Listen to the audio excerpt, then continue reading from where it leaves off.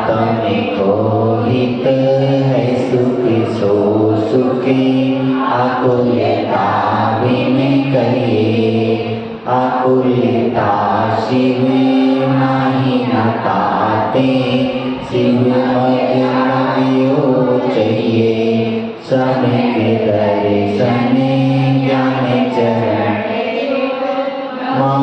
शिव मगे सुविद विचारो जो सत्यारते रूप सुनिश्चय कारण सोवे हारो। यहाँ पंडित दौलत राम जी आत्मा का कल्याण और भलाई सुख में और वह दुख में निराकुलता या दुख रहित होना चाहिए, जिसके पीछे कभी भी चिंता और कलेश ना हो। आकुलता चिंता ये दुख मोक्ष में नहीं है।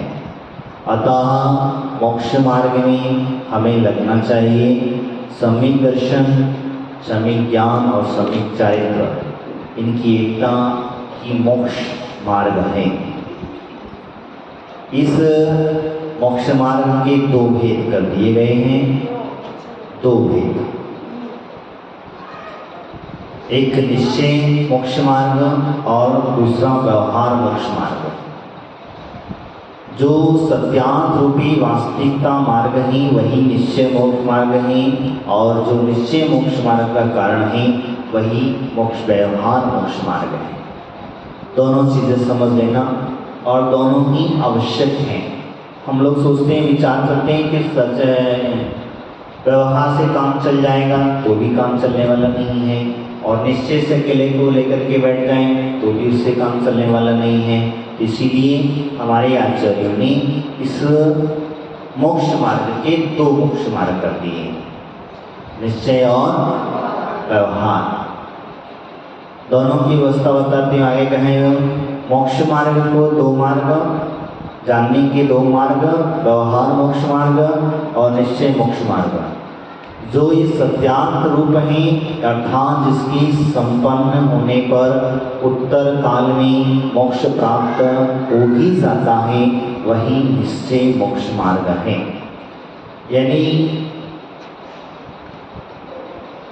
जिस जीव के मोक्ष मार्ग की व्यवस्था बताते हुए उन्होंने कह दिया है कि जिसे सम्यक दर्शन पूर्वक सम्यक ज्ञान और सम्यक चारित्र प्राप्त हो चुका है और सत्यांत को जान ले, मोक्ष मार्ग के साथ सत्यांत अर्थात जिसके संपन्न होने के उत्तर काल में, जिसको सम्यक दर्शन, सम्यक ज्ञान और सम्यक चारित्र होने की तत्पश्चात वहीं उत्तर काल जिसको कहा है उसे मोक्ष प्राप्त हो ही जाता है।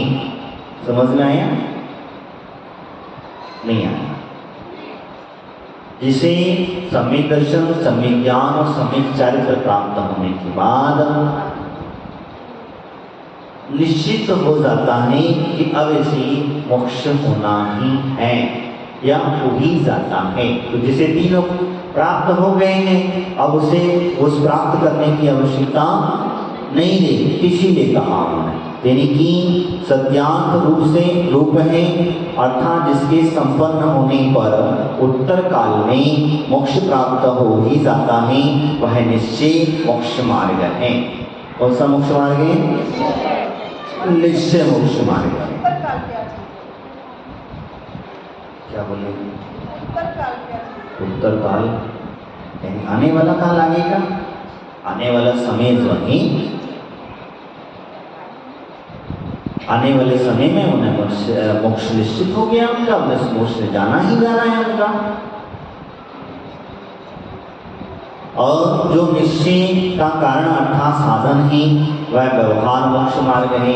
अभी एक सोच समझ लो, अर्थात निश्चय और मोक्ष मार्ग का साक्षात कारण ही व्यवहार मोक्ष मार्ग परंपरागत कारण कहा जाता है।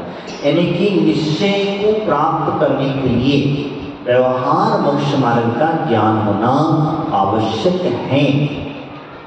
जब तक व्यवहार का ज्ञान नहीं होगा तब तक हमें निश्चय का ज्ञान नहीं करना और हम निश्चय को स्वरूप को जान नहीं पाएंगे।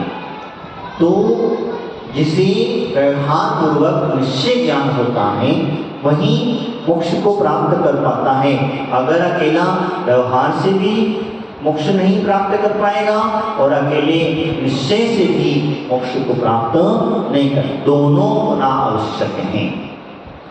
तो आगे जब हम लोग कहेंगे सम्यक दर्शन तो व्यवहार सम्यक दर्शन और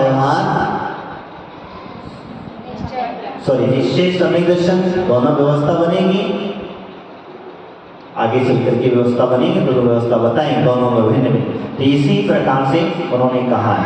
अभी हमें इस बात को समझ लेना चाहिए। सबसे पहली बात उन्होंने कहा आत्मा को ही कहें सुख सो सुख आकुलता भी कहिए, आत्मा का हित यानी आत्मा का कल्याण भलाई सुख पूर्वक, और दुख दो चीजें हैं लेकिन सुख जहां है, सुख भी कैसा होना चाहिए तो वो कहते हैं आकुलता बिना कहिए। सुख ऐसा होना चाहिए जो आकुलता रहित तो हो। अब ऐसा सुख कहां मिलेगा? ऐसा सुख तो जो है मोक्ष में ही मिलेगा। वहीं आकुलता नहीं तो जहां भी जाओगे वहां आकुलता लगी हुई है, किसी न किसी प्रकार की आकुलता लगी हुई है हमें। तो यहाँ वो वास्तविक शाश्वत सुख जो प्राप्त करने की बात करें, निश्चय का कारण हम समझ रहे हैं तो कहते हैं आत्मा का जो हित है और वो आत्मा में सुख पैदा करे, दुख नहीं। क्या पैदा चाहिए हमें? सुख चाहिए, और वो भी ऐसा सुख चाहिए शाश्वत सुख, आने के तुरंत बिना तुरंत छूट गया। क्षणिक सुख नहीं चाहिए हमें। क्षणिक सुख से हम हमेशा दूर रहना चाहते हैं। वो क्षणिक सुख तो संसार का कारण बन सकता है लेकिन मोक्ष का कारण नहीं है। इसीलिए तो हम लोग अभी वर्तमान के अंदर में क्षणिक सुख प्राप्त करके हम अपने आप को सुखी मान लेते हैं। कभी कभी कुछ बात हो जाती है, आपके मन पसंद हो जाती है, आपको सुख अनुभव करते हैं, लेकिन जब वहीं आपके विपरीत हो जाती है तो दुख होने लग जाता है। तो यही कारण है यहाँ पर समझना आकुलता, यानी वही वास्तविकता का दुख रहित होना चाहिए। साथ में समझ लेना, दुख नहीं होना। आकुलता के बिना कहीं और साथ में क्या नहीं होना? दुख नहीं होना। दुख तो लगा हुआ है कि नहीं है? वर्तमान के अंदर में दुख लगाओ और ये दुखमा काल है। तो दुखमा काल की व्यवस्था ही कुछ ऐसी हुआ करती है। इसीलिए दुखमा काल में दुख होना ही होना है, सुख नहीं होना। इसको हम कहते पंचम काल है, और पंचम काल में सुख नहीं है, दुख ही दुख है। आगे चल के और ज्यादा दुख आएगा षष्ठम काल में, जहां दुख ही दुख है। उस काल का नाम ही दुखमा है।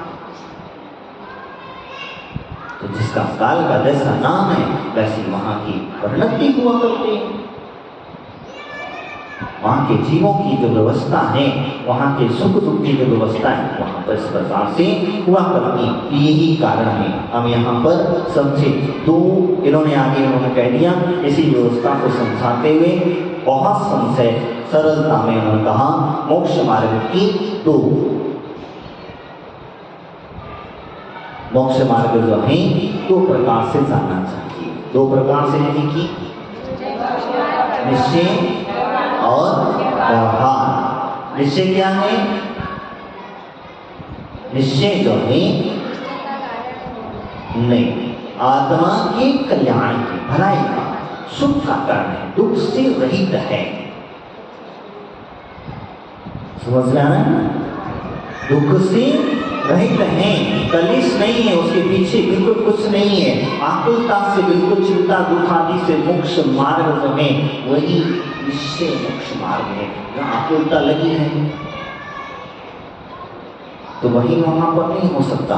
इसीलिए उन्होंने कहा आत्म को हित है सुख सो सुख आकुलता बिन कही, बिना आकुलता पूर्वक सुख को कहने की आकुलता। आकुलता शिव माही न ताती शिवमग लगी हो चाहिए, यानी आकुलता जो है वह शिव मार्ग में हमें बाधक बन जाती है। थोड़ी सी व्याकुलता अगर हमारे अंदर है तो हमें मोक्ष जाने में बाधक बन जाएगी। एक बार मुझे कथा न याद आया कि भगवान महावीर स्वामी का समोसन लगा हुआ था। महाराज का नाम तो मुझे नहीं पता है। जब समोसन लगा हुआ था तो समोसन के समय पर जो राजा सैनिक अपने परिवार के साथ दर्शन करता हुआ भगवान महावीर स्वामी के दर्शन करने के लिए गया। जाने के पश्चात उसने वहां पहुंचा और पहुंचने के पश्चात में उन्होंने कहा कि भगवान मैं अभी अभी एक मुनिराज का दर्शन करके आ रहा हूं। मुनिराज की दृष्टि, मुनिराज के हाव भाव कुछ अलग नजर आ रहे थे। अलग नहीं की उनके अंदर में आकुलता व्याकुलता हो रही थी। आकुल व्याकुलता होने का कारण ये था कि उनके ग्रस्त जीवन का एक पुत्र था। उस पुत्र को दूसरे राजा ने बंदी बना लिया था।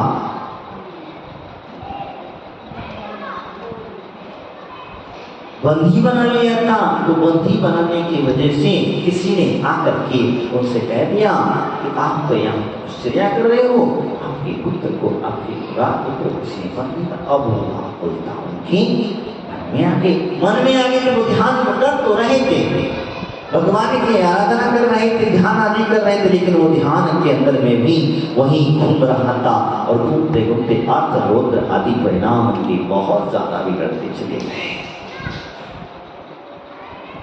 कहते हैं भगवान महावीर स्वामी से जब जाकर के राजा सैनिक ने पूछने के पश्चात भगवान महावीर ने कहा सैनिक जाओ उन्हें संबोधन करो, उनसे कहो आप आकुल रहे, आकुलता छोड़िए, आपका पुत्र स्वतंत्र है, वह परिराज आदि करने को कर रहा, बस आपको संबोधन करना, आप उसके भी कर छोड़ दीजिए।